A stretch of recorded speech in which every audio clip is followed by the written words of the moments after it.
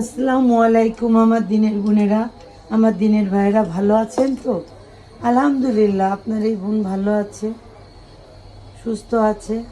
বন্ধুরা, আজকে আমি রান্না করছি এই যে মুরগির লটপটি। লটপটি বলতে মুরগির পাখনা, ধুমসি আর আলু। এই 2 মাস যে মুরগি খাওয়া হয় সেগুলো সব রেখে দিয়ে এখন আমি ভুনা করছি। প্রথমে আমি পেঁয়াজ ভাজবো। বিসমিল্লাহির রহমানির রহিম।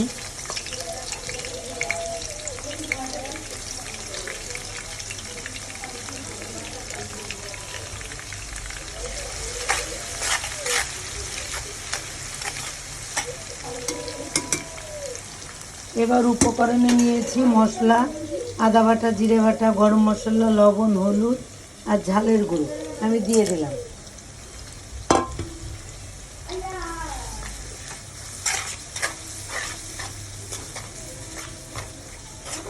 এবার এই মশলার সাথে আমি এই মুরগির এই লটপটিটা, কে কে খান বন্ধুরা আর কে কে ভালোবাসি, আমরা সবাই কিন্তু এটা খেতে খুবই পছন্দ করি, ভালোবাসি।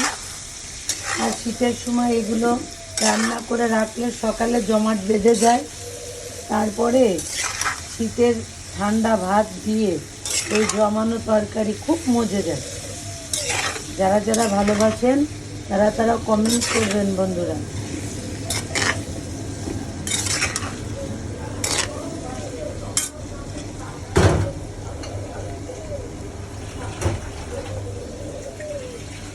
এবার একটু পানি দিয়ে দেবেন।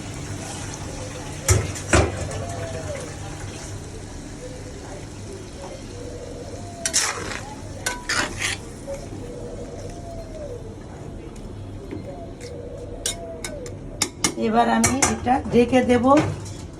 বিসমিল্লাহির রহমানির রহিম।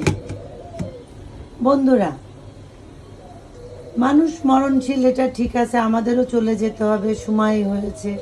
কখন আল্লাহ ডাকবে আমি নিজেও জানি না, তবে আসার সময়টুকু বলে দিতে পারে ডক্টররা, কিন্তু চলে যাওয়ার সময় ওই বিধাতাই বলে দিতে পারে কে আগে যাবে কে পরে যাবে, এটা তো বলা যাবে না।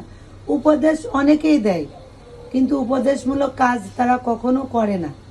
খুব মন খারাপ হয় বন্ধুরা, যে বাবা মা নাই, ভাই নাই, আমরা 5টা বোন আছি, কিন্তু এরা উপদেশ দিচ্ছে, খুব উপদেশ দিচ্ছে, কিন্তু কাজের বেলায় কিছু না।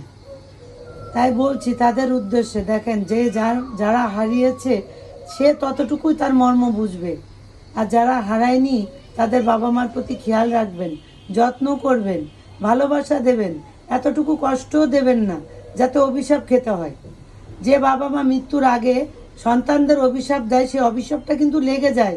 আল্লাহ কখনো সহ্য করে না বাবা মার চোখের পানি সন্তানদের জন্য। আমার এই কথায় যদি ভুল হয়ে থাকে ক্ষমা করবেন, লাইক কমেন্ট শেয়ার অবশ্যই করবেন। আল্লাহ হাফেজ।